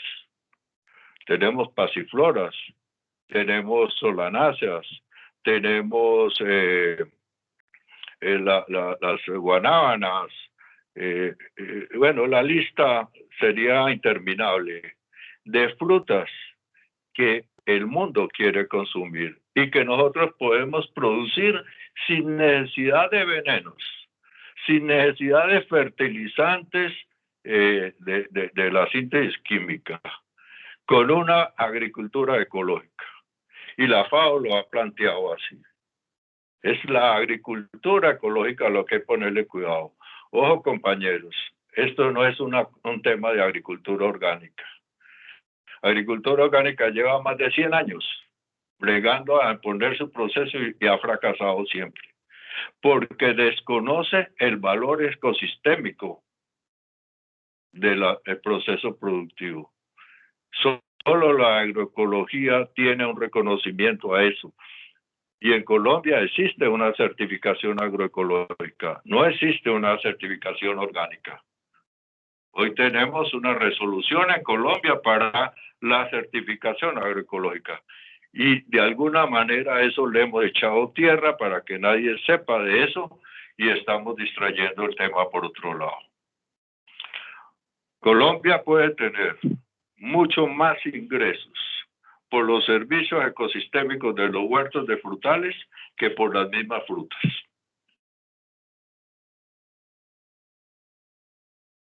Gracias, César. Muy completa tu intervención y además muy constructiva. Como siempre les digo, aquí todos vamos aprendiendo de todos. Gracias.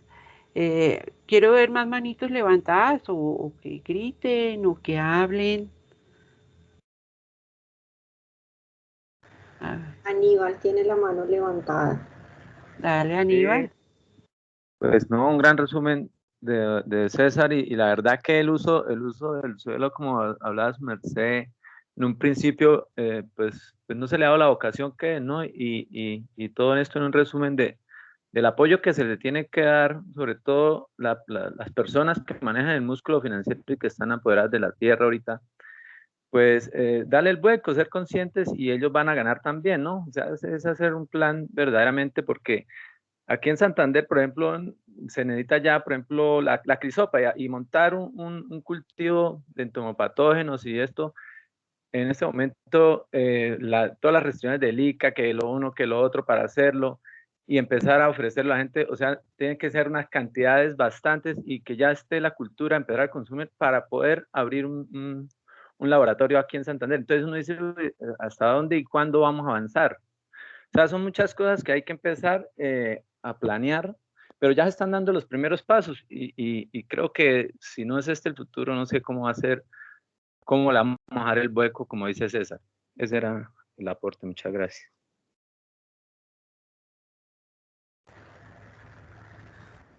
Muchas gracias. Yo tengo una pregunta para ustedes. Lo que dice el señor César y lo que acaba de decir Aníbal me parece supremamente interesante. ¿La investigación en esos campos se está dando en el país? Ya les hago la pregunta a ustedes porque yo puedo decir, no, yo encuentro 300 archivos de artículos, porque además en el país nos escriben que tenemos que hacer artículos, no sé cómo, si sé más, con unas características súper guau, pero esos artículos, esas investigaciones están llegando al campo, están llegando donde ustedes están. Profe, yo les comentaba a ellos en la primera temática que vimos que hay muchas investigaciones, pero están en las estanterías o están en la web, pero no están aplicadas en el sector. Y eso es lo que está promoviendo la ley 1876, que sean aplicables y por eso involucra a la academia y a determinadas entidades que hoy en día son de carácter mixto. Pero pues la idea es eso, y que además darle valor a las investigaciones y a los avances de los mismos productores en terreno que antes no se valoraban en ningún sentido y que están encaminadas hacia lo tradicional, ¿sí?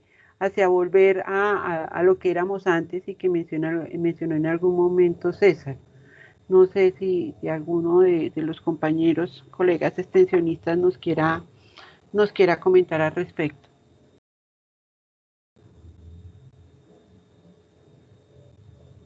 Manitos.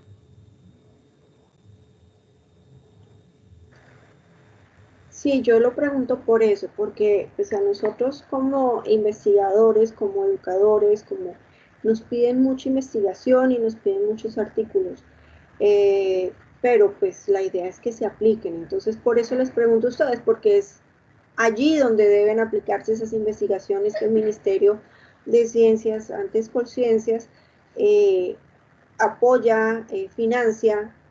Entonces, pues sería bueno, ¿no? Sería bueno saber qué es lo que está pasando en ese punto. Adelante, señor César.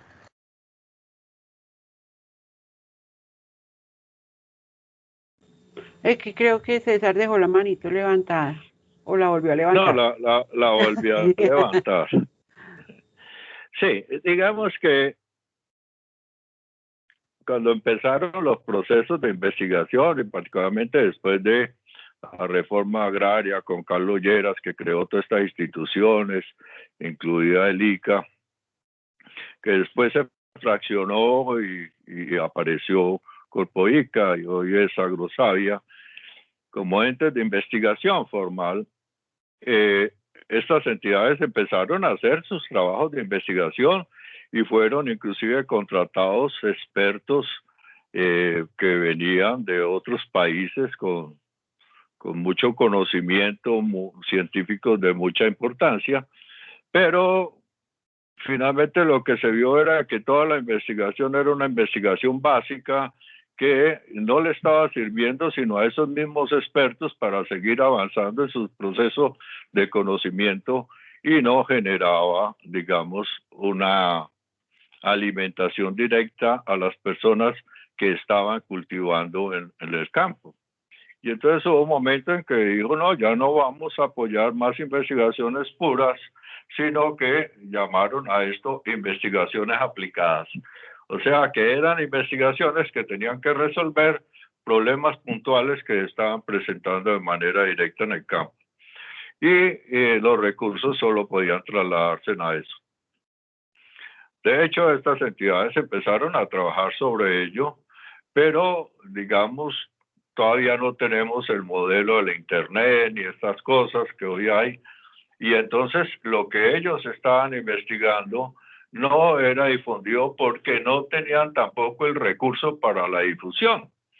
Y entonces no había, digamos, ese personal de investigadores que fuera al campo, a los lugares donde estaban los agrónomos y los agricultores, y sobre todo los agrónomos, para transmitirles el conocimiento científico que venían averiguando para que él lo aplicara en todo su proceso de extensión o de asistencia técnica o lo que fuese. Ese vacío lo ocuparon, ¿quiénes? Las casas comerciales.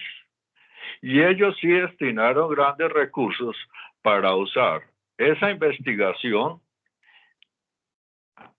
en beneficio de la venta de sus productos.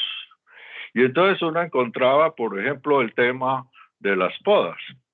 Ese es un tema que encuentra uno que todo el mundo habla de podas y la poda, y cuando uno se sienta a revisar la investigación que hay en el país sobre podas, es casi cero, está tan reducida, es muy poquito lo que se ha tratado de hacer de eso, en todos estos 70 años que llevamos. Muy poquito. Sin embargo, si yo vendo un fertilizante, le digo al agricultor que debe podar y que si aplica mi fertilizante va a tener un flujo de crecimiento. Por supuesto, si yo corto una rama, inmediatamente el árbol produce 3 o 4 ramas como una respuesta, pero eso le sirvió a ellos para afianzar su mercado.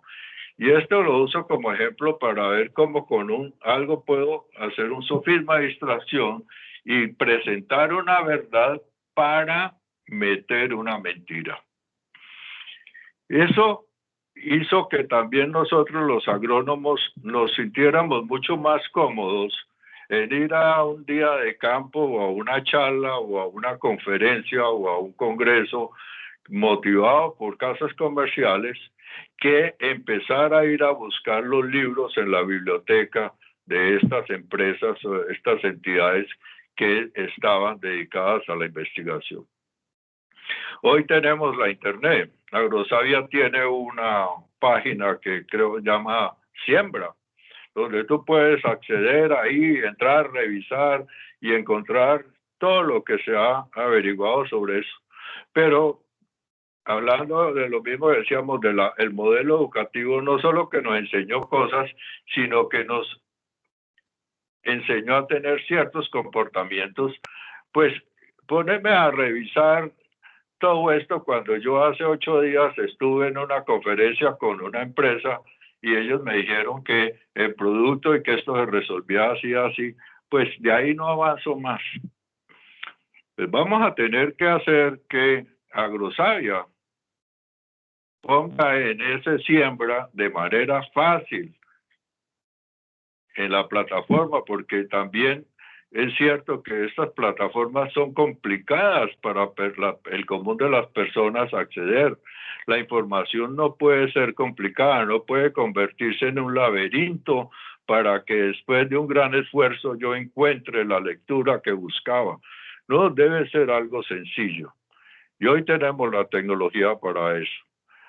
Entonces, si bien hay investigación, ahora, hoy en día, con el Internet, hemos tenido la oportunidad de hacer lecturas de investigadores que no estaban avalados por el establecimiento, investigadores independientes, y estos son los que sonaron la alarma.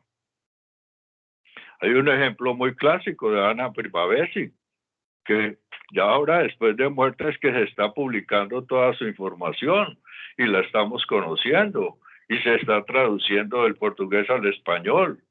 Pero es que Ana Primavesi produjo información e investigación por más de 40, 60 años y fue desconocida para nosotros hasta hace muy poco. Y como ella, están otros, está Altieri, que ya está apareciendo ahí, están educadores maravillosos como Polan Laki, que fueron opacados finalmente cuando ellos quisieron resurgir, pero la Internet les ha dado a ellos un nuevo respiro y hoy podemos por Internet encontrar esas personas. Entonces, nosotros tenemos ya que reeducarnos en la forma de cómo adquirir conocimiento, educarnos en la forma de buscar el conocimiento donde la verdad realmente esté. Así es el momento en que tenemos acceso a todo, digamos, toda esa información, estos autores que de pronto eran vetados, por decir la verdad, podemos decirlo así, porque lo eran, por decir, mire, no use esto, si usted tiene en sus manos, tiene estas herramientas, úselas, pero no, pues realmente fueron vetados por esas cosas, entonces es el momento. Yo finalmente les quiero hacer una reflexión, ¿no? Yo vivo, como les he comentado, vivo en Barranquilla. Nosotros tenemos unos productos agrícolas muy tradicionales, con unas características muy tradicionales. Yo soy del interior y a mí me hace falta la fruta del interior. ¿Qué está pasando para que llegue eso para acá? No solo en este periodo del paro. Es más fácil, por ejemplo, que lleguen frutas desde Chile que digamos las mismas de Boyacá. ¿Qué pasa? ¿Qué pasa? ¿Por qué no estamos abasteciendo el país? ¿Por qué estamos permitiendo que nos abastezcan otras regiones de otros países y no estamos aprovechando lo que ustedes están haciendo? Es el momento, es su momento. Hay otros medios de transporte en este momento. Hablamos de los paros, de esto. El río era un medio de transporte súper importante hace 100 años. Recuerden que por aquí, por donde yo estoy, entró el progreso al país. Por aquí entraron muchas cosas al país. Ahora, ¿por qué no salen? Tienen la oportunidad, sáquenlas. Estamos aquí. Pueden abastecer toda esta zona. pensemos en otros medios alternativos. Alguien en estos días dentro de un banco estaba preguntándole el cajero a una persona que supongo yo era un emprendedor, una emprendedora, una señora. El cajero le preguntaba, bueno, ¿y usted qué está haciendo con lo del paro? Sus productos, dijo, pues me sale más costoso, pero los sigo mandando vía aérea. Hay otros recursos. Entonces, tenemos que buscar las alternativas, tenemos que ver cómo hacemos que nosotros mismos consumamos lo que nosotros mismos producimos. Eso es la reflexión que yo les dejo, porque realmente sí hacen falta. Aquí conseguir unas buenas fresas, conseguir unos buenos duraznos, es muy complicado. Y yo digo, si nos los traen desde Chile, que nos queda bien lejos, ¿por qué no los estamos produciendo acá y no los estamos consumiendo acá? Perdón, profesora, es necesario anotar que nosotros no somos competitivos en el desarrollo vial y de transporte en el país. Vale igual, hace unos 4 años nos valía igual el transporte entre Pereira y una ciudad costera que lo que le costaba a Chile, entre Chile y una ciudad asiática. Entonces, que lo que le costaba esa misma tonelada. O sea, nosotros llevar una tonelada a Cartagena de fruta era el mismo precio que llevarla desde Chile hasta el Asia. En ese sentido, es necesario pues reflexionar en el tema de que vías, precios de carga, costos de maniobra y manipulación en el país son sumamente altos. Así es, tienen toda la razón, y en eso sí le doy toda la razón, pero algo debemos hacer, algo nos debemos plantear. Como les digo, es en serio preocupante ver eso.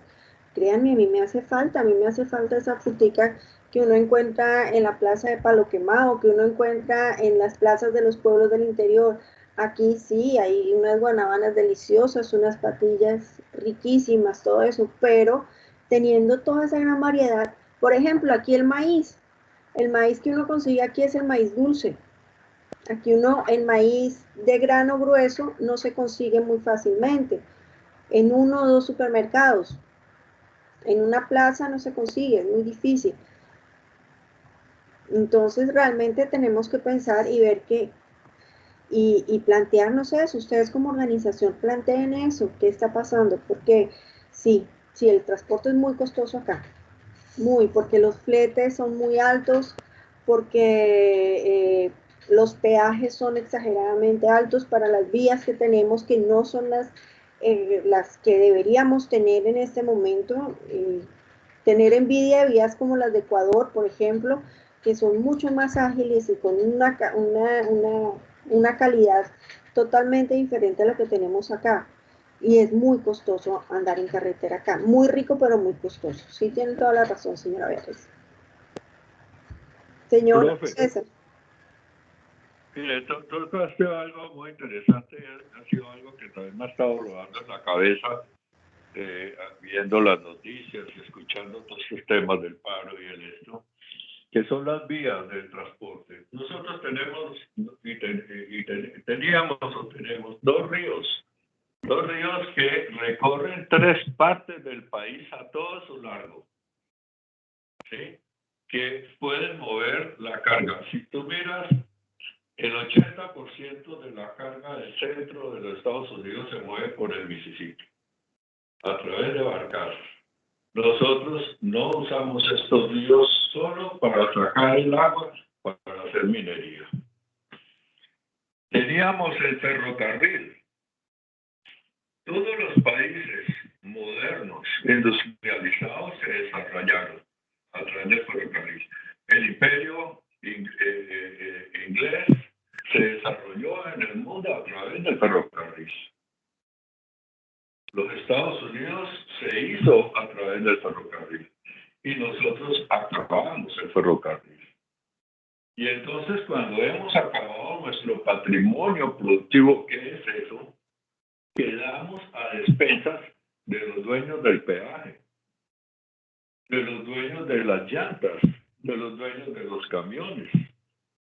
Hoy se habla del paro camionero y entendemos que es que son un montón de choferes dueños de camiones que cerraron la mierda. Esa gente son empleados de esos camiones. Aquí tenemos empresas que son dueñas de 300, 500, 600 camiones. Y ellas son las que manejan toda la movilización de la carga en el país. Esos son temas que tiene que desarrollar un país para desarrollarse. Colombia necesita su ferrocarril. Hay que volverlo a hacer. Pero ¿cómo hacer un ferrocarril cuando tenemos un poder económico que maneja el transporte que lo que menos le interesa a ese ferrocarril? Eso es complicado.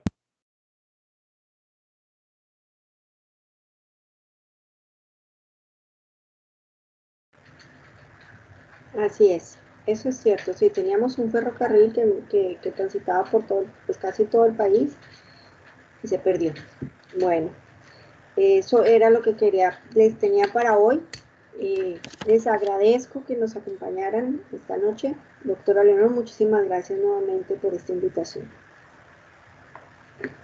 Bueno, queridos compañeros, nos vemos mañana. Gracias por los aportes. Gracias por la asistencia. Estoy tomando, Beatriz, aquí el dato que me estás mandando. Muchísimas gracias. Nos vemos mañana por la misma hora, en el mismo canal. Hasta mañana, feliz noche. Hasta mañana. Mañana. Feliz noche. Gracias. Gracias, buenas noches. Buenas noches. Feliz noche. Buenas noches, que estén bien, gracias. Hasta mañana, feliz noche.